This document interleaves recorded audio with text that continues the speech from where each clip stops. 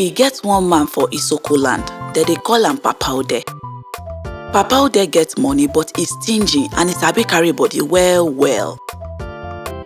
If person beg Papa Ode for money, e no go give the person.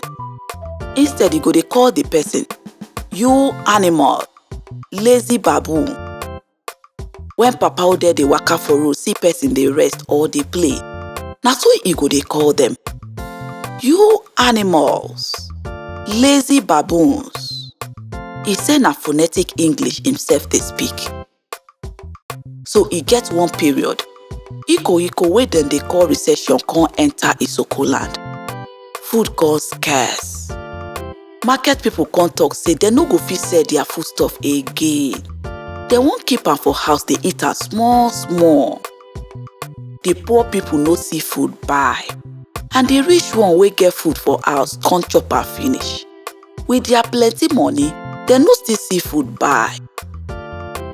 The next time when people see Papa Ode, e don lean because say sapa don hold am. E carry plate for hand dey waka dey look for wetin to chop. People wey sabi am well well come call am, "Oko, you animal." E no fit talk anything because say shame catch am. E waka comot. From that day, people come dey call am, "Mr. You animal." The recession come make Papa Ode know say to dey stingy dey bad, and to dey carry body because say person get money no good.